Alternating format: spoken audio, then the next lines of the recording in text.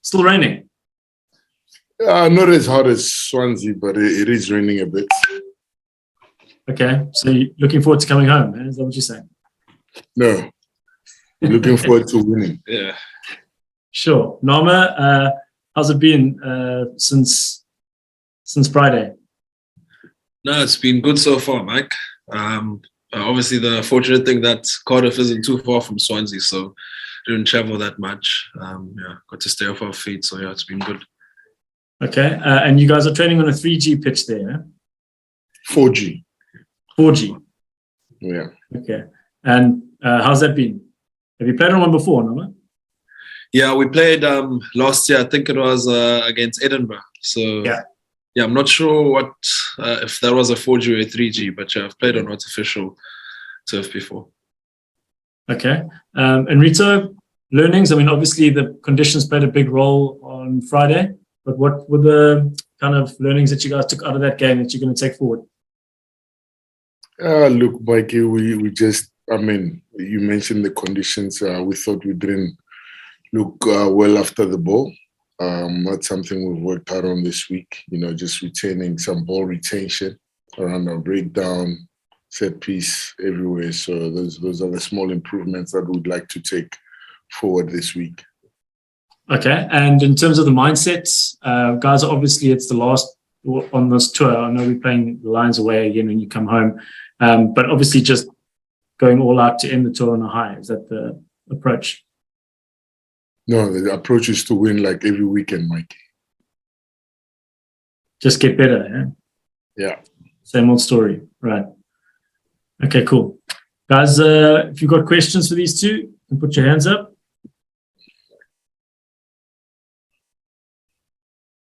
Stephen, fire away. Yes, Mark. Hey, Rito, when we're talking about learnings from the past game, it was interesting that they were, the Ospreys were quite effective at sort of breaking up your rolling maul, etc. And also, I think especially in the second half, became a little bit, disruptive in the line-out.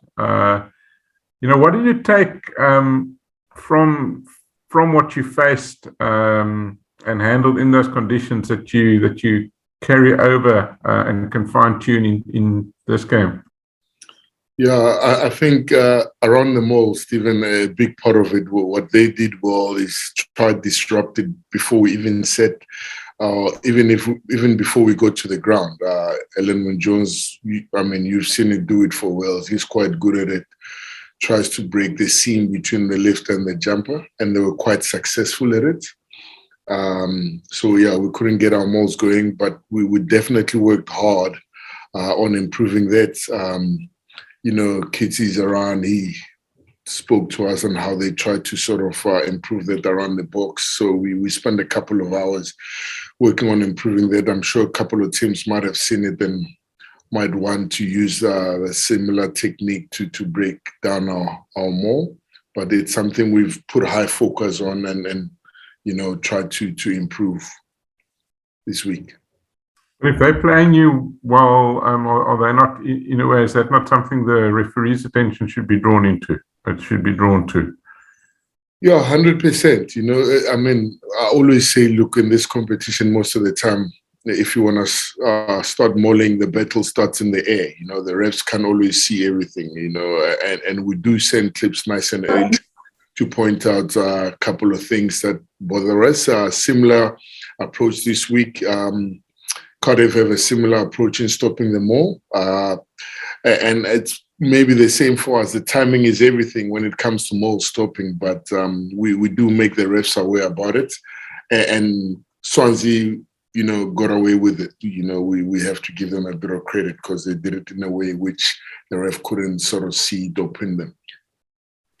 Just from a lineup perspective, from Zebre to the Ospreys, it looked like there was a bit of, an upward trajectory. But how did you feel in general about the lineouts, how they went? Yeah, look, I think, Stephen, it's what we look for. We look to do every single week, improve, Obviously, now and then, face a couple of challenges. I mean, Kitty and Joseph came a little bit late in the week. It's not much of an excuse, but they're good players. We were a good team. The system is the same, but there was a few sort of errors of things that we could have done well. Maybe, one lineup we jumped in looked very skew. I think we butchered in total 3 lineouts, which, we're looking to improve every week and try to get all our lineouts, because we feel our attack is good around the lineout and we're more really well. So it's something we want to consistently improve. You getting France this week? I mean, how big is that for you, given the physical challenges? France is a Springbok, plenty of tests, highly experienced. It's always nice to have him around. He'll definitely bolster our scrum, bolster our maul, and just his presence in our camp is, quite handy. A lot of players feed off his energy, so we're quite excited to have him here.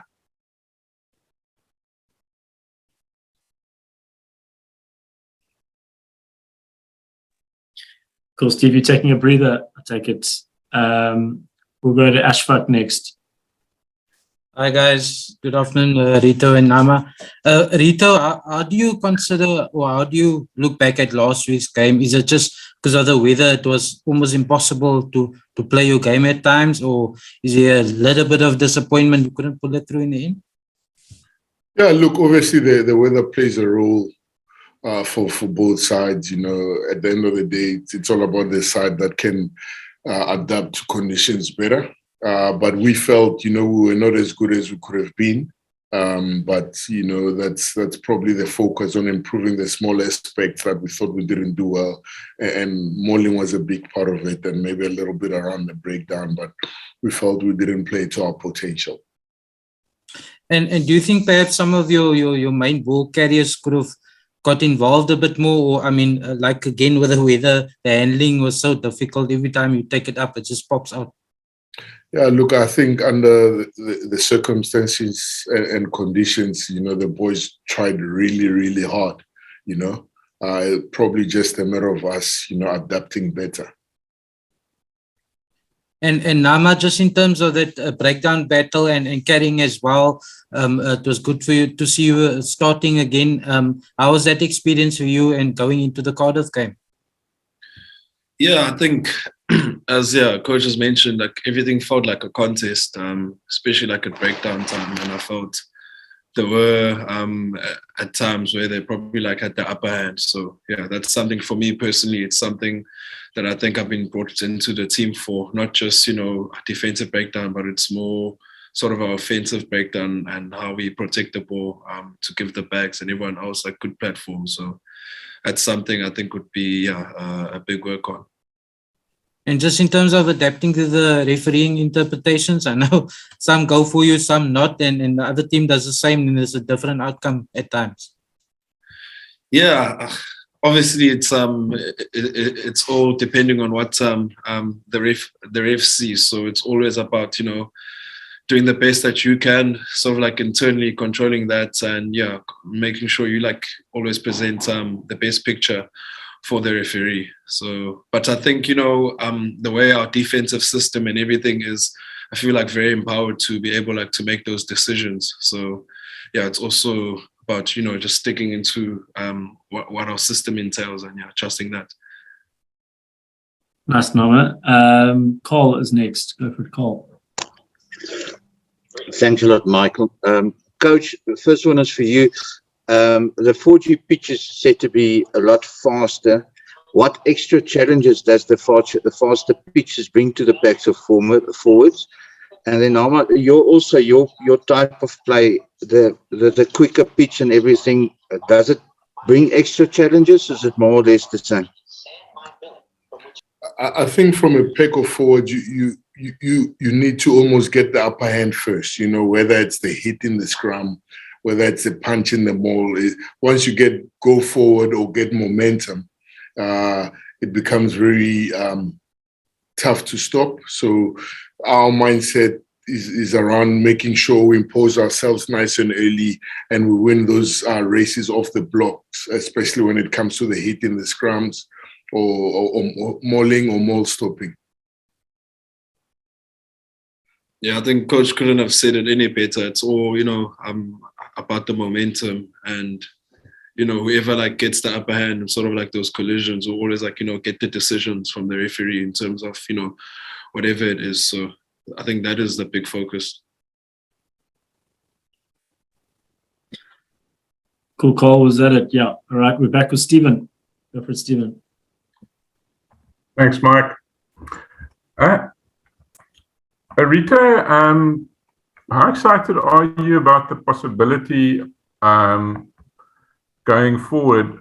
Obviously, there's the rest issue, but in the coming months, we'll see a front row potentially of France, Joseph, and Stephen. I mean, how much does that excite you? And obviously, you can't speculate about this weekend yet, but just in generally, how much is that exciting you as the forwards coach? Yeah, look, it's obviously, any coach, would dream of having a front row like the three guys you've just mentioned, Joseph, Kitty, and France. Highly experienced players, powerful. So they're also good people, good guys to coach. It always brings great excitement for a coach and the team environment. So it's something we're really looking forward to. And in saying that, Steve, we're having to play still with guys like Hlungwani, Fouché, Sazi, who's not here with us at the moment, and Brocky, JJ, Andre Fenter. Just a level of advice, a level of mentorship that those three guys bring to the other guys is pretty amazing. So that definitely brings a lot of excitement to me and the rest of the coaching staff and the team itself. And in the same breath, how do you feel about the next generation coming through? Do you think you have the guys,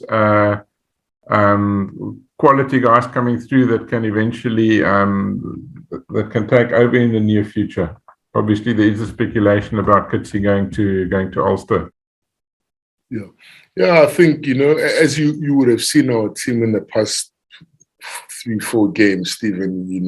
We've had 7 to 8 changes every single match, So I feel, the young guys and the guys coming through are doing really well. We're building good depth. They're learning, a lot from the other guys. Imagine if you are Kwenzo or if you Sazi, or Nietling, you scrumming or Leon Lyons for that matter, you scrumming against a Springbok front row every single Tuesday when we do live scrumming. So the amount of lessons that you can learn there, you probably won't get anywhere else in the world. So it's sort of both ways. We're quite fortunate to have the older guys and also the young guys who are learning from them. It's actually quite exciting, and to see them, even though we're not doing it consistently every weekend in terms of bringing them in, but when they get a chance, they're quite impressive, and all we can do now is hope that they're just getting hungrier and hungrier, that when they get another opportunity, they can be impressive. This past weekend, the conditions obviously were very much slanted against you guys in terms of what you were used to. But was the physicality of Ospreys in those conditions, was that something, I don't know if I could call it an eye-opener or a wake-up call, but did that physicality surprise you in any way, what you guys got there? Yeah, I wouldn't say it would be surprised because, in the build-up of the week, we knew the sort of players that they have, Alan Wynne Jones, we knew sort of like the experience that they bring and the tricks they come up with to, stop the momentum that we want. I'd probably say, maybe speaking, or not in a line-up perspective, but more in a breakdown perspective, it wasn't like so much physicality, but it was just like their speed to make everything a contest. And yeah, we just didn't, adapt quick enough to make sure we get our quick ball. And that's sort of like, slowed our momentum down with, generating quick ball. So I think we sort of like knew it was coming. I think we matched up physically, but sort of like their speed to make things a contest that sort of, I think they were probably better than us on the day. And when I looked, I think earlier, there is a prediction that it might rain again in Cardiff, but probably not as hard as the past weekend. But do you think that match that you had in Swansea in the short and long term could stand you in good stead? No, definitely. I don't think you get those conditions often in South Africa, especially like if you're playing URC mostly in the summer. So it's definitely going to be a huge learning. I spoke to some of the guys afterwards and said, like, obviously I've never played a test match, but that's maybe the closest to what it'll probably like feel for me, one day if I get that opportunity. So yeah, definitely you're going to take learnings from that game. And hopefully, regardless if it rains or it's dry on Saturday, I think we know what we needed, what we need to get right to make sure we have a good performance on Saturday. And the opportunity that you're getting in Dion's absence, is that how big an opportunity is it for you? Just on that, please. Yeah, obviously I'm very grateful, to be getting the starts. It was a bit tough last year, almost like bittersweet being in Currie Cup and also being in URC, different results on both ends. But, I also understand there's a lot of, competition at loose forward. You've got Junior, like Dion, guys who really are playing well. So I'm just grateful for the opportunity. And obviously when I get the chance to play, I'm just going to, do what I know to do best, to make sure that the team goes forward. I think there's a lot of quality, as I've mentioned, and there's a lot of like rotations going on. I think we all understand what the plan is from the coaches with each one of us, and hopefully that will make everyone like reach the same goal at the end of the season. So it's just grateful for my opportunity to play that part. Do you feel any more pressure having had a draw? Do you feel any more pressure to make things happen this weekend? No, not really. I think if we just need to like sink down to our level of preparation and not see the pressure. And how the week has started so far, we've fixed what we think were the problems, and by the time we're done training, we'll be very, very confident, going into the game. And it's just about getting out there and doing what we've prepared and what we do best. And I'm sure we'll be able to rectify the performance of last week. Rito, in conditions like we had in Swansea, obviously it's difficult to judge performances just as a spectator. But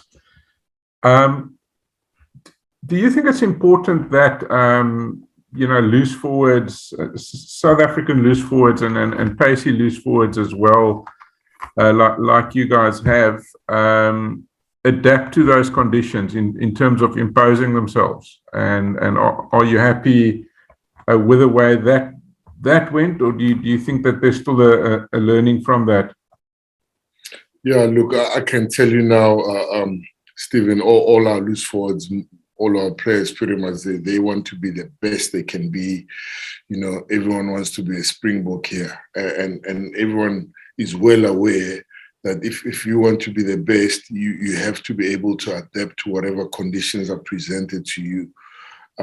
So in terms of the past weekend, I thought we could have been better in certain aspects, but that's a beauty of it. We've learned from it, and if we presented with the same conditions this week or any other coming week, I promise you we will be better because of just the hunger of the players to want to be better consistently.